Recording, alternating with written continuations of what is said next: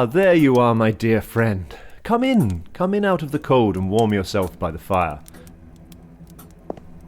I was just perusing the volumes on the dusty old shelves of this library for something to read before retiring. Who do we have? Blackwood, James, Lovecraft, Poe. Quite the collection. Would you care to hear something? You would? Splendid. Now, let me see. Ah, here we are. I believe I have the very thing.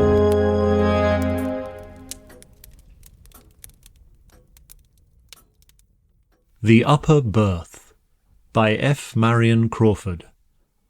Chapter 1. Somebody asked for the cigars. We had talked long, and the conversation was beginning to languish. The tobacco smoke had got into the heavy curtains, the wine had got into those brains which were liable to become heavy, and it was already perfectly evident that unless somebody did something to rouse our oppressed spirits, the meeting would soon come to its natural conclusion, and we, the guests, would speedily go home to bed, and most certainly to sleep. No one had said anything very remarkable. It may be that no one had anything very remarkable to say. Jones had given us every particular of his last hunting adventure in Yorkshire. Mr. Tomkins of Boston had explained at elaborate length those working principles, by the due and careful maintenance of which the Atchison, Topeka, and Santa Fe Railroad not only extended its territory, increased its departmental influence, and transported livestock without starving them to death before the day of actual delivery, but also had for years succeeded in deceiving those passengers who bought its tickets into the fallacious belief that the corporation aforesaid was really able to transport human life without destroying it. Signor Tombola had endeavoured to persuade us, by arguments which we took no trouble to oppose, that the unity of his country in no way resembled the average modern torpedo, carefully planned, constructed with all the skill of the greatest European arsenals, but when constructed, destined to be directed by feeble hands into a region where it must undoubtedly explode, unseen, unfeared, and unheard, into the illimitable wastes of political chaos. It is unnecessary to go into further details. The conversation had assumed proportions which would have bored Prometheus on his rock, which would have driven Tantalus to distraction, and which would have impelled Ixion to seek relaxation in the simple but instructive dialogues of Herr Ollendorf, rather than submit to the greater evil of listening to our talk. We had sat at table for hours. We were bored, we were tired, and nobody showed signs of moving. Somebody called for cigars. We all instinctively looked towards the speaker. Brisbane was a man of 35 years of age, and remarkable for those gifts which chiefly attract the attention of men. He was a strong man. The external proportions of his figure presented nothing extraordinary to the common eye, though his size was about the average. He was a little over 6 feet in height, and moderately broad in the shoulder. He did not appear to be stout, but on the other hand he was certainly not thin. His small head was supported by a strong and sinewy neck. His broad muscular hands appeared to possess a peculiar skill in breaking walnuts without the assistance of the ordinary cracker, and seeing him in profile, one could not help remarking the extraordinary breadth of his sleeves and the unusual thickness of his chest. He was one of those men who are commonly spoken of among men as deceptive, that is to say, that though he looked exceedingly strong, he was in reality very much stronger than he looked. Of his features I need say little. His head is small, his hair is thin, his eyes are blue, his nose is large, he has a small moustache and a square jaw. Everybody knows Brisbane, and when he asked for a cigar, everybody looked at him. "It is a very singular thing," said Brisbane. Everybody stopped talking. Brisbane's voice was not loud, but possessed a peculiar quality of penetrating general conversation and cutting it like a knife. Everybody listened. Brisbane, perceiving that he had attracted their general attention, lit his cigar with great equanimity. "It is very singular," he continued, "that thing about ghosts. People are always asking whether anybody has seen a ghost. I have." "Bosh! What, you? You don't mean to say so, Brisbane? Well, for a man of his intelligence." A chorus of exclamations greeted Brisbane's remarkable statement. Everybody called for cigars, and Stubbs the butler suddenly appeared from the depths of nowhere with a fresh bottle of dry champagne. The situation was saved. Brisbane was going to tell a story. "I am an old sailor," said Brisbane, "and as I have to cross the Atlantic pretty often, I have my favourites. Most men have their favourites. I have seen a man wait in a Broadway bar for 3/4 of an hour for a particular car which he liked. I believe the barkeeper made at least 1/3 of his living by that man's preference. I have a habit of waiting for certain ships when I am obliged to cross that duck pond. It may be a prejudice, but I was never cheated out of a good passage but once in my life. I remember it very well. It was a warm morning in June, and the custom-house officials, who were hanging about waiting for a steamer already on her way up from the quarantine, presented a peculiarly hazy and thoughtful appearance. I had not much luggage. I never have. I mingled with a crowd of passengers, porters, and officious individuals in blue coats and brass buttons, who seemed to spring up like mushrooms from the deck of a moored steamer to obtrude their unnecessary services upon the independent passenger. I have often noticed, with a certain interest, the spontaneous evolution of these fellows. They are not there when you arrive. 5 minutes after the pilot has called "Go ahead," they, or at least their blue coats and brass buttons, have disappeared from deck and gangway as completely as though they had been consigned to that locker which tradition unanimously ascribes to Davy Jones. But at the moment of starting, there they are, clean-shaved, blue-coated, and ravenous for fees. I hastened on board. The Kamchatka was one of my favourite ships. I say was, because she emphatically no longer is. I cannot conceive of any inducement which could entice me to make another voyage in her. Yes, I know what you are going to say. She is uncommonly clean in the run aft, she has enough bluffing off in the bows to keep her dry, and the lower berths are most of them double. She has a lot of advantages, but I won't cross in her again. Excuse the digression. I got on board. I hailed a steward, whose red nose and redder whiskers were equally familiar to me. 105, lower berth, said I, in the business-like tone peculiar to men who think no more of crossing the Atlantic than taking a whisky cocktail at downtown Delmonico's. The steward took my portmanteau, greatcoat, and rug. I shall never forget the expression of his face. Not that he turned pale. It is maintained by the most eminent divines that even miracles cannot change the course of nature. I have no hesitation in saying that he did not turn pale, but from his expression I judged that he was either about to shed tears, to sneeze, or to drop my portmanteau. As the latter contained 2 bottles of particularly fine old sherry, presented to me for my voyage by my old friend Snigginson Van Pickens, I felt extremely nervous. But the steward did none of these things. "Well, I'm damned," said he in a low voice, and led the way. I suppose my Hermes, as he led me to the lower regions, had a little grog, but I said nothing and followed him. 105 was on the port side, well aft. There was nothing remarkable about the state-room. The lower berth, like most of those upon the Kamchatka, was double. There was plenty of room. There was the usual washing apparatus, calculated to convey an idea of luxury to the mind of a North American Indian.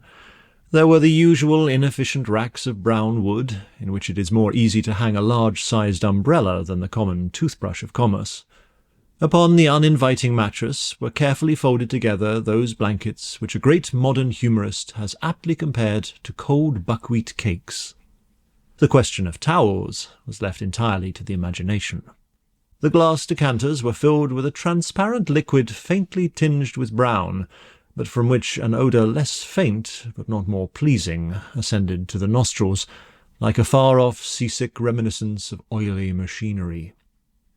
Sad-coloured curtains half-closed the upper berth. The hazy June daylight shed a faint illumination upon the desolate little scene.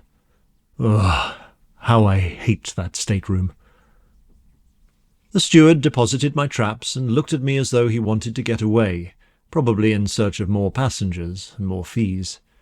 It is always a good plan to start in favour with these functionaries, and I accordingly gave him certain coins there and then. "I'll try and make you comfortable all I can," he remarked as he put the coins in his pocket. Nevertheless, there was a doubtful intonation in his voice which surprised me. Possibly his scale of fees had gone up, and he was not satisfied, but on the whole I was inclined to think that, as he himself would have expressed it, he was the better for a glass. I was wrong, however, and did the man injustice. Chapter 2. Nothing especially worthy of mention occurred during that day. We left the pier punctually, and it was very pleasant to be fairly under way, for the weather was warm and sultry, and the motion of the steamer produced a refreshing breeze. Everybody knows what the first day at sea is like. People pace the decks and stare at each other, and occasionally meet acquaintances whom they did not know to be on board. There is the usual uncertainty as to whether the food will be good, bad, or indifferent, until the first 2 meals have put the matter beyond a doubt. There is the usual uncertainty about the weather, until the ship is fairly off Fire Island. The tables are crowded at first, and then suddenly thinned. Pale-faced people spring from their seats and precipitate themselves towards the door, and each old sailor breathes more freely as his seasick neighbour rushes from his side, leaving him plenty of elbow-room and an unlimited command over the mustard. One passage across the Atlantic is very much like another, and we who cross very often do not make the voyage for the sake of novelty. Whales and icebergs are indeed always objects of interest, but after all, one whale is very much like another whale, and one rarely sees an iceberg at close quarters. To the majority of us, the most delightful moment of the day on board an ocean steamer is when we have taken our last turn on deck, have smoked our last cigar, and having succeeded in tiring ourselves, feel at liberty to turn in with a clear conscience. On that first night of the voyage I felt particularly lazy, and went to bed in 105 rather earlier than I usually do. As I turned in, I was amazed to see that I was to have a companion. A portmanteau very much like my own lay in the opposite corner, and in the upper berth had been deposited a neatly folded rug with a stick and umbrella. I had hoped to be alone, and I was disappointed, but I wondered who my roommate was to be, and I determined to have a look at him. Before I had been long in bed, he entered. He was, as far as I could see, a very tall man, very thin, very pale, with sandy hair and whiskers, and colourless grey eyes. He had about him, I thought, an air of rather dubious fashion, the sort of man you might see in Wall Street, without being able precisely to say what he was doing there, the sort of man who frequents the Café Anglais, who always seems to be alone, and who drinks champagne. You might meet him on a racecourse, but he would never appear to be doing anything there either. A little overdressed, a little odd. There are 3 or 4 of his kind on every ocean steamer. I made up my mind that I did not care to make his acquaintance, and I went to sleep saying to myself that I would study his habits in order to avoid him. If he rose early, I would rise late. If he went to bed late, I would go to bed early. I did not care to know him. If you once know people of that kind, they're always turning up. Poor fellow, I need not have taken the trouble to come to so many decisions about him, for I never saw him again after that first night in 105. I was sleeping soundly when I was suddenly waked by a loud noise. To judge from the sound, my roommate must have sprung with a single leap from the upper berth to the floor. I heard him fumbling with the latch and bolt of the door, which opened almost immediately, and then I heard his footsteps as he ran at full speed down the passage, leaving the door open behind him. The ship was rolling a little, and I expected to hear him stumble or fall, but he ran as though he were running for his life. The door swung on its hinges with the motion of the vessel, and the sound annoyed me. I got up and shut it, and groped my way back to my berth in the darkness. I went to sleep again, but I have no idea how long I slept. When I awoke, it was still quite dark, but I felt a disagreeable sensation of cold, and it seemed to me that the air was damp. You know the peculiar smell of a cabin which has been wet with sea-water. I covered myself up as well as I could and dozed off again, framing complaints to be made the next day and selecting the most powerful epithets in the language. I could hear my roommate turn over in the upper berth. He had probably returned while I was asleep. Once I thought I heard him groan, and I argued that he was seasick. That is particularly unpleasant when one is below. Nevertheless, I dozed off and slept till early daylight. The ship was rolling heavily, much more than on the previous evening, and the grey light which came in through the porthole changed in tint with every movement, according as the angle of the vessel's side turned the glass seawards or skywards. It was very cold, unaccountably so for the month of June. I turned my head and looked at the porthole, and saw to my surprise that it was wide open and hooked back. I believe I swore audibly. Then I got up and shut it. As I turned back, I glanced at the upper berth. The curtains were drawn close together. My companion had probably felt cold as well as I. It struck me that I had slept enough. The stateroom was uncomfortable, though, strange to say, I could not smell the dampness which had annoyed me in the night. My roommate was still asleep, excellent opportunity for avoiding him, so I dressed at once and went on deck. The day was warm and cloudy, with an oily smell on the water.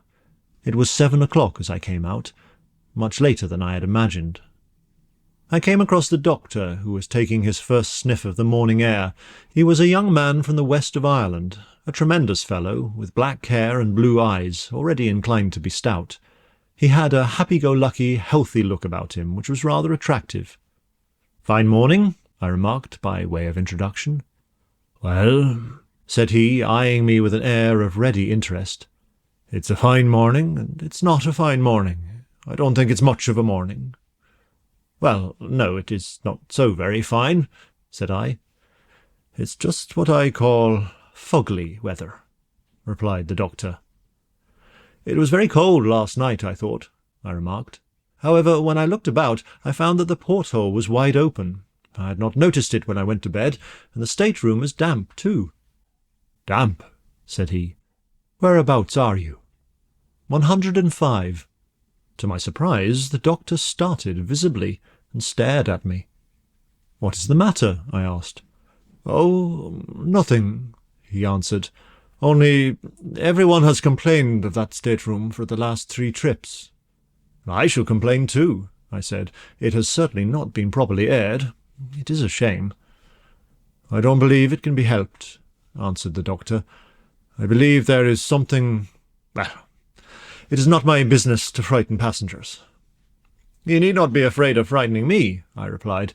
"I can stand any amount of damp. If I should get a bad cold, I will come to you." I offered the doctor a cigar, which he took and examined very critically. "It is not so much the damp," he remarked. "However, I dare say you will get on very well. Have you a roommate?" "Yes, a deuce of a fellow who bolts out in the middle of the night and leaves the door open." Again the doctor glanced curiously at me. Then he lit the cigar and looked grave. "Did he come back?" he asked presently. "Yes, I was asleep, but I waked up and heard him moving. Then I felt cold and went to sleep again. This morning I found the porthole open." "Look here," said the doctor quietly. "I don't care much for this ship. I don't care a rap for her reputation. I tell you what I will do.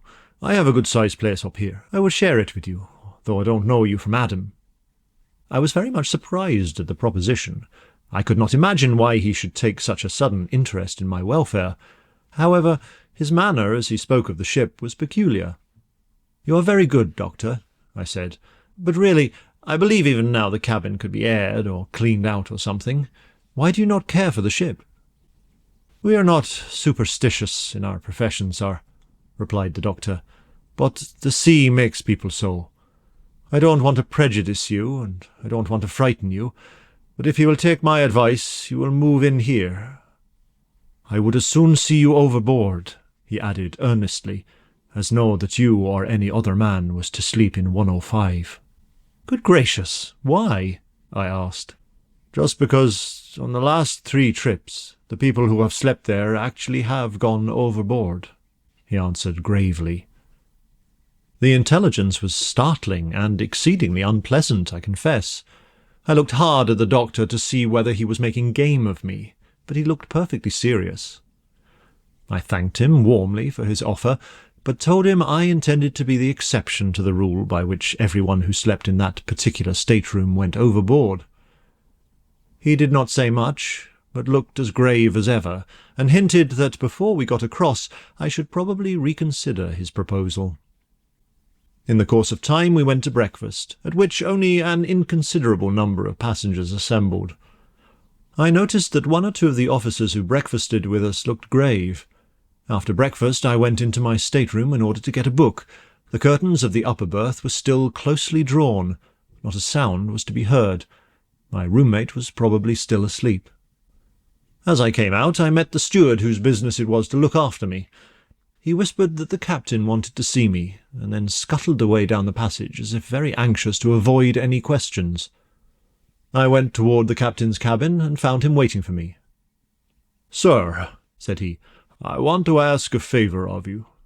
I answered that I would do anything to oblige him. "Your roommate has disappeared," he said. "He is known to have turned in early last night. Did you notice anything extraordinary in his manner?" The question, coming as it did in exact confirmation of the fears the doctor had expressed half an hour earlier, staggered me. "You don't mean to say he has gone overboard?" I asked. "I fear he has," answered the captain. "This is the most extraordinary thing," I began. "Why?" he asked. "He is the 4th, then," I explained. In answer to another question from the captain, I explained, without mentioning the doctor, that I had heard the story concerning 105. He seemed very much annoyed at hearing that I knew of it. I told him what had occurred in the night. "What you say," he replied, "coincides almost exactly with what was told me by the roommates of 2 of the other 3. They bolt out of bed and run down the passage. 2 of them were seen to go overboard by the watch. We stopped and lowered boats, but they were not found. Nobody, however, saw or heard the man who was lost last night, if he is really lost. The steward, who is a superstitious fellow perhaps, and expected something to go wrong, went to look for him this morning, and found his berth empty, but his clothes lying about just as he had left them. The steward was the only man on board who knew him by sight, and he has been searching everywhere for him. He has disappeared. Now, sir, I want to beg you not to mention the circumstance to any of the passengers. I don't want the ship to get a bad name, and nothing hangs about an ocean-goer like stories of suicides. You shall have your choice of any one of the officers' cabins you like, including my own, for the rest of the passage. Is that a fair bargain?" "Very," said I, "and I am much obliged to you. But since I am alone and have the stateroom to myself, I would rather not move. If the steward will take out that unfortunate man's things, I would as lief stay where I am. I will not say anything about the matter, and I think I can promise you that I will not follow my roommate." The captain tried to dissuade me from my intention, but I preferred having a stateroom alone to being the chum of any officer on board. I do not know whether I acted foolishly, but if I had taken his advice, I should have nothing more to tell. There would have remained the disagreeable coincidence of several suicides occurring among men who have slept in the same cabin, but that would have been all. That was not the end of the matter, however, by any means.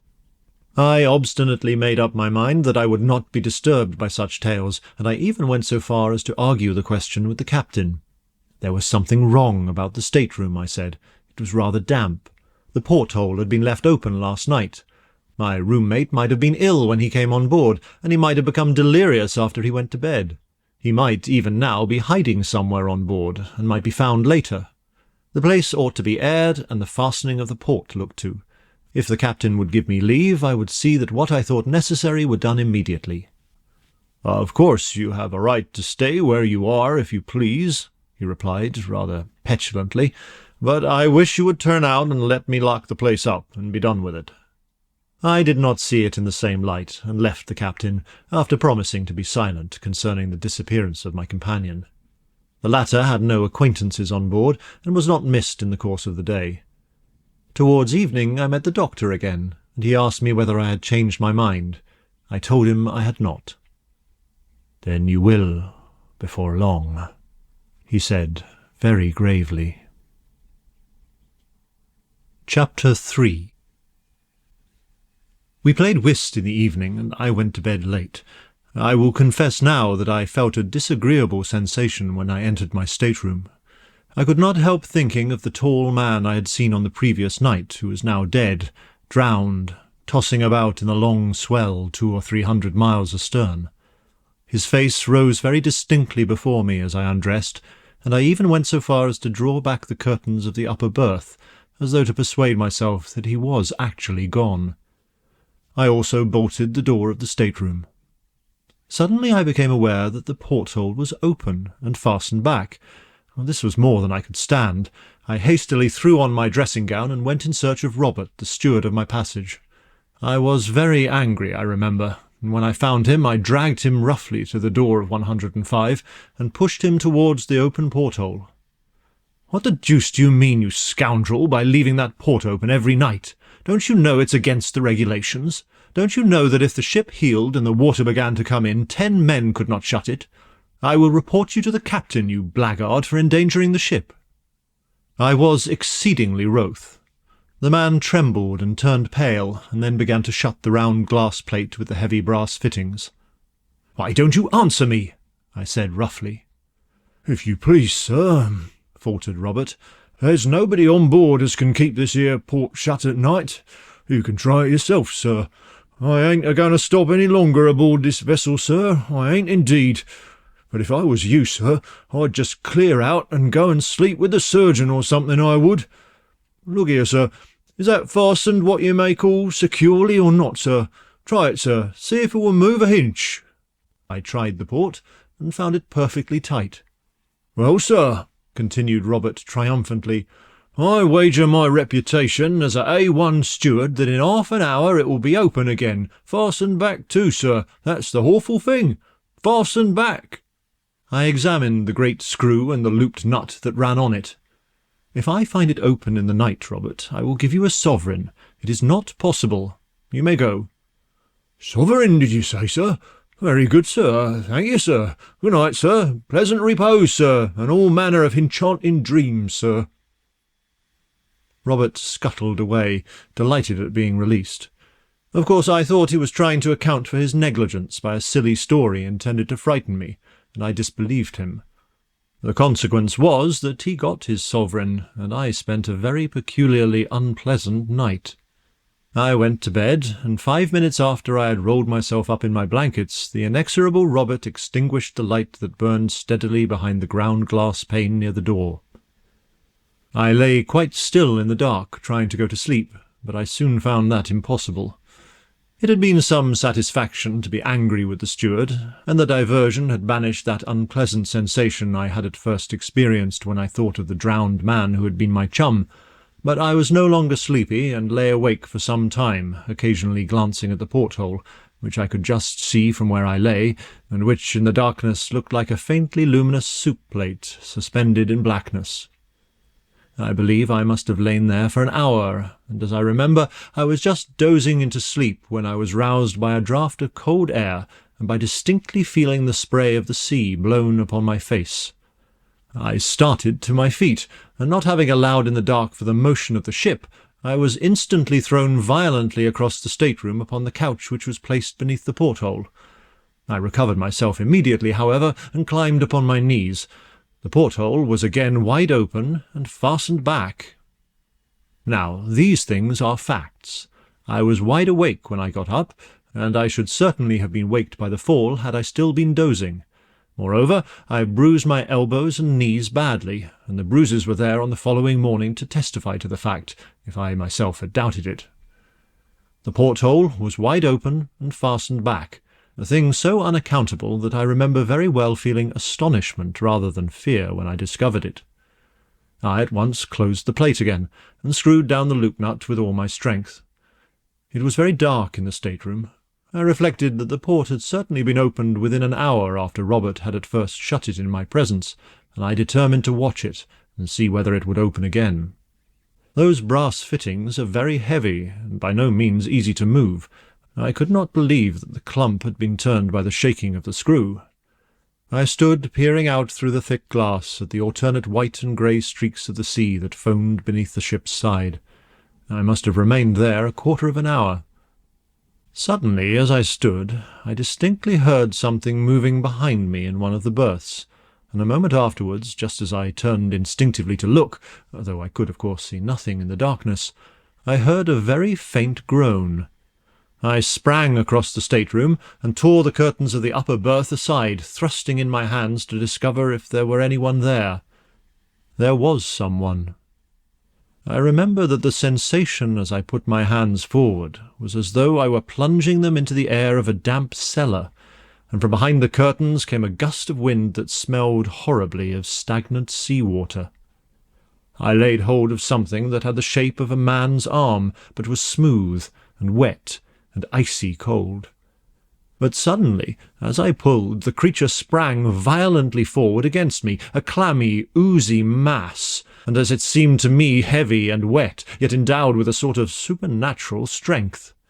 I reeled across the stateroom, and in an instant the door opened and the thing rushed out. I had not had time to be frightened, and quickly recovering myself, I sprang through the door and gave chase at the top of my speed, but I was too late. 10 yards before me I could see it. I am sure I saw it. A dark shadow moving in the dimly lighted passage, quickly as the shadow of a fast horse thrown before a dog-cart by the lamp on a dark night. But in a moment it had disappeared, and I found myself holding on to the polished rail that ran along the bulkhead where the passage turned towards the companion. My hair stood on end, and the cold perspiration rolled down my face. I am not ashamed of it in the least. I was very badly frightened. Still, I doubted my senses and pulled myself together. It was absurd, I thought. The Welsh rarebit I had eaten had disagreed with me. I had been in a nightmare. I made my way back to my stateroom and entered it with an effort.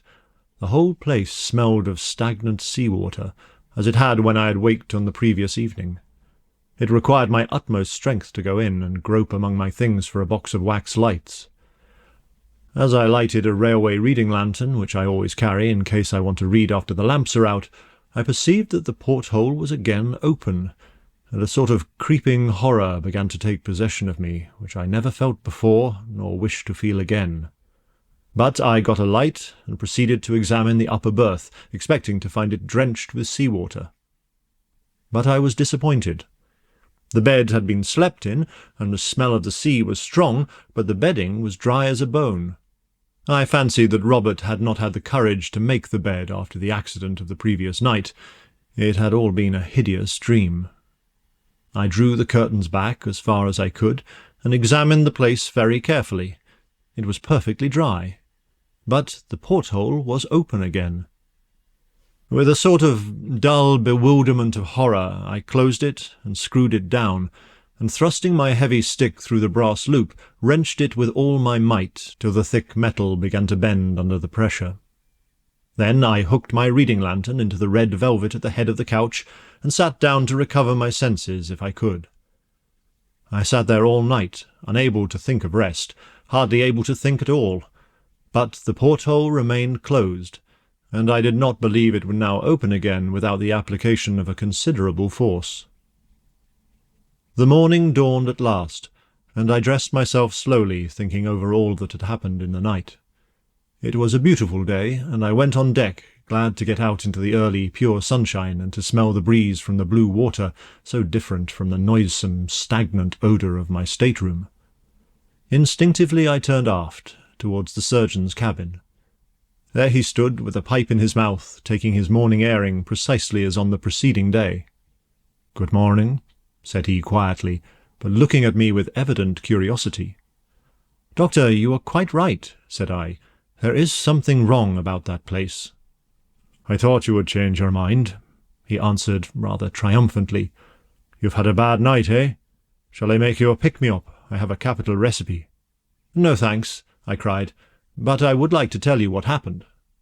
Then I tried to explain as clearly as possible precisely what had occurred, not omitting to state that I had been scared as I had never been scared in my whole life before. I dwelt particularly on the phenomenon of the porthole, which was a fact to which I could testify, even if the rest had been an illusion. I had closed it twice in the night, and the second time I had actually bent the brass in wrenching it with my stick. I believe I insisted a good deal on this point. "You seem to think that I am likely to doubt the story," said the doctor, smiling at the detailed account of the state of the porthole. "I do not doubt it in the least. I renew my invitation to you. Bring your traps here and take half my cabin." "Come and take half of mine for one night," I said. "Help me to get at the bottom of this thing." "You will get to the bottom of something else if you try," answered the doctor. "What?" I asked. "The bottom of the sea. I am going to leave this ship. It is not canny." "Then you will not help me to find out—" "Not I," said the doctor quickly. "It is my business to keep my wits about me, not go fiddling about with ghosts and things." "Do you really believe it is a ghost?" I inquired, rather contemptuously. But as I spoke, I remembered very well the horrible sensation of the supernatural which had got possession of me during the night. The doctor turned sharply on me. "Have you any other reasonable explanation of these things to offer?" he asked. "No, you have not." "Well, you say you will find an explanation. I say that you won't, sir, simply because there is not any." "But, my dear sir," I retorted, "do you, a man of science, mean to tell me that such things cannot be explained?" "I do," he answered stoutly. "And if they could, I would not be concerned in the explanation." I did not care to spend another night alone in the stateroom, and yet I was obstinately determined to get at the root of the disturbances. I do not believe there are many men who would have slept there alone after passing 2 such nights. But I made up my mind to try it, if I could not get anyone to share a watch with me. The doctor was evidently not inclined for such an experiment. He said he was a surgeon, and that in case any accident occurred on board he must be always in readiness. He could not afford to have his nerves unsettled. Perhaps he was quite right, but I am inclined to think that his precaution was prompted by his inclination. On inquiry, he informed me that there was no one on board who would be likely to join me in my investigations, and after a little more conversation I left him. A little later I met the captain and told him my story. I said that if no one would spend the night with me, I would ask leave to have the light burning all night, and would try it alone. "Look here," said he, "I will tell you what I will do. I will share your watch myself, and we will see what happens. It is my belief that we can find out between us. There may be some fellow skulking on board, who steals a passage by frightening the passengers. It is just possible that there may be something queer in the carpentering of that berth." I suggested taking the ship's carpenter below and examining the place, but I was overjoyed at the captain's offer to spend the night with me. He accordingly sent for the workman and ordered him to do anything I required. We went below at once. I had all the bedding cleared out of the upper berth, and we examined the place thoroughly to see if there was a board loose anywhere, or a panel which could be opened or pushed aside. We tried the planks everywhere, tapped the flooring, unscrewed the fittings of the lower berth and took it to pieces. In short, there was not a square inch of the state-room which was not searched and tested. Everything was in perfect order, and we put everything back in its place. As we were finishing our work, Robert came to the door and looked in. "Oh, sir, find anything, sir?" he asked with a ghastly grin. "You were right about the porthole, Robert," I said, and gave him the promised sovereign. The carpenter did his work silently and skilfully, following my directions. When he had done, he spoke. "I'm a plain man, sir," he said, "but it's my belief you had better just turn out your things and let me run 6 4-inch screws through the door of this cabin. There's no good never came of this cabin yet, sir, and that's all about it. There's been 4 lives lost out of here to my own remembrance, and that in 4 trips. Better give it up, sir. Better give it up." "I will try it for one night more," I said. "Better give it up, sir. Better give it up. It's a precious bad job," repeated the workman, putting his tools in his bag and leaving the cabin. But my spirits had risen considerably at the prospect of having the captain's company, and I made up my mind not to be prevented from going to the end of the strange business. I abstained from Welsh rarebits and grog that evening, and did not even join in the customary game of whist. I wanted to be quite sure of my nerves, and my vanity made me anxious to make a good figure in the captain's eyes. Chapter 4. The captain was one of those splendidly tough and cheerful specimens of seafaring humanity, whose combined courage, hardihood, and calmness in difficulty leads them naturally into high positions of trust. He was not the man to be led away by an idle tale, and the mere fact that he was willing to join me in the investigation was proof that he thought there was something seriously wrong, which could not be accounted for on ordinary theories, nor laughed down as a common superstition. To some extent, too, his reputation was at stake, as well as the reputation of the ship.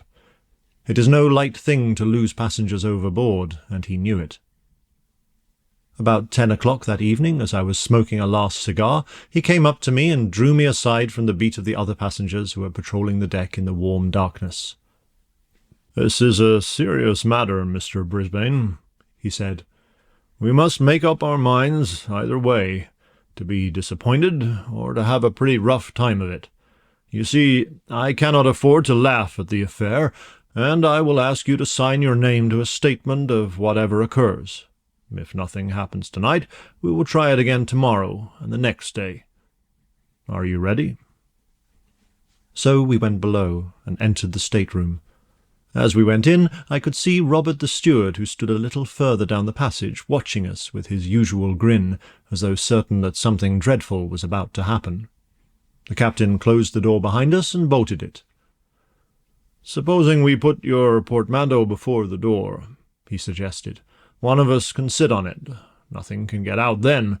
Is the port screwed down?" I found it as I had left it in the morning. Indeed, without using a lever, as I had done, no one could have opened it. I drew back the curtains of the upper berth so that I could see well into it. By the captain's advice, I lighted my reading lantern and placed it so that it shone upon the white sheets above. He insisted upon sitting on the portmanteau, declaring that he wished to be able to swear that he had sat before the door. Then he requested me to search the stateroom thoroughly, an operation very soon accomplished, as it consisted merely in looking beneath the lower berth and under the couch below the porthole. The spaces were quite empty. "It is impossible for any human being to get in," I said, "or for any human being to open the port." "Very good," said the captain calmly. "If we see anything now, it must be either imagination or something supernatural." I sat down on the edge of the lower berth. "The first time it happened," said the captain, crossing his legs and leaning back against the door, "was in March. The passenger who slept here in the upper berth turned out to have been a lunatic. At all events, he was known to have been a little touched, and he had taken his passage without the knowledge of his friends. He rushed out in the middle of the night and threw himself overboard before the officer who had the watch could stop him. We stopped and lowered a boat. It was a quiet night, just before that heavy weather came on, but we could not find him. Of course, his suicide was afterwards accounted for on the ground of his insanity." "I suppose that often happens," I remarked, rather absently. "Not often, no," said the captain. "Never before in my experience, though I have heard of it happening on board of other ships. Well, as I was saying, that occurred in March. On the very next trip— What are you looking at?" he asked, stopping suddenly in his narration. I believe I gave no answer. My eyes were riveted upon the porthole. It seemed to me that the brass loop-nut was beginning to turn very slowly upon the screw, so slowly, however, that I was not sure it moved at all. I watched it intently, fixing its position in my mind and trying to ascertain whether it changed. Seeing where I was looking, the captain looked too. "It moves!" he exclaimed in a tone of conviction. "No, it does not," he added after a minute. "If it were the jarring of the screw," said I, "it would have opened during the day, but I found it this evening jammed tight as I left it this morning." I rose and tried the nut. It was certainly loosened, for by an effort I could move it with my hands. "The queer thing," said the captain, "is that the second man who was lost is supposed to have gone through that very port. We had a terrible time over it. It was in the middle of the night, and the weather was very heavy. There was an alarm that one of the ports was open, and the sea running in. I came below and found everything flooded, the water pouring in every time she rolled, and the whole port swinging from the top bolts, not the porthole in the middle. Well, we managed to shut it, but the water did some damage. Ever since that, the place smells of seawater from time to time. We supposed the passenger had thrown himself out, though Lord only knows how he did it. The steward kept telling me that he cannot keep anything shut here." "Upon my word, I can smell it now, cannot you?" he inquired, sniffing the air suspiciously. "Yes, distinctly," I said, and I shuddered as that same odour of stagnant sea-water grew stronger in the cabin.